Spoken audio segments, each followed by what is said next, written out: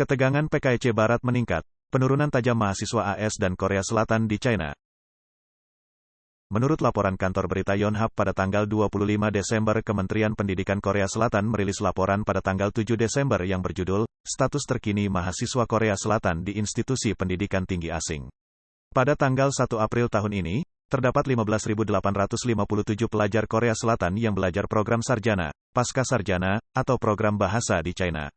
Jumlah ini merupakan penurunan 6,5% dari tahun sebelumnya dan penurunan signifikan sebesar 78,3% dari puncaknya pada tahun 2017 ketika terdapat 73.240 mahasiswa Korea Selatan di China.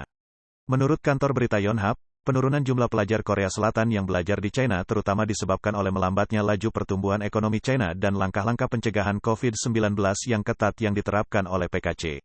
Sebelumnya, Nicholas Burn, Duta Besar AS untuk China, dalam pidatonya di Brookings Institution di Washington menyatakan bahwa 6 atau 7 tahun yang lalu, terdapat 15.000 mahasiswa Amerika di China, namun jumlah ini turun menjadi 350 orang pada tahun 2022. Meskipun jumlahnya meningkat kembali menjadi 700 pada tahun 2023, dalam beberapa tahun terakhir, pertukaran antara pelajar Amerika dan China telah terganggu karena pandemi COVID-19 dan meningkatnya kekhawatiran tentang keselamatan orang Amerika di China.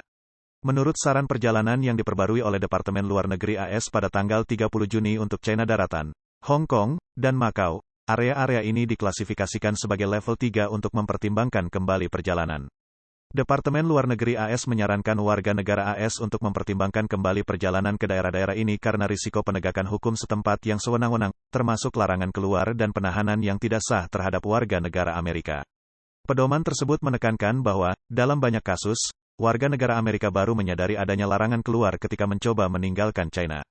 Tidak ada mekanisme yang dapat diandalkan atau proses hukum untuk menentukan berapa lama larangan tersebut akan berlangsung atau untuk menentangnya di pengadilan. Brock Mullen, seorang mahasiswa di Johns Hopkins University Nanjing Center for Chinese and American Studies, Hopkins Nanjing Center, mengatakan kepada Voice of America melalui telepon, program kami bertujuan untuk merekrut sekitar 100 hingga 150 mahasiswa Amerika setiap tahunnya. Namun kami hanya memiliki sekitar 30 mahasiswa Amerika di Nanjing. Dia menjelaskan bahwa salah satu faktor yang menyebabkan mahasiswa Amerika ragu-ragu untuk belajar di China adalah dampak dari sistem pengawasan China atau kekhawatiran akan ditahan secara sewenang-wenang oleh pihak berwenang China.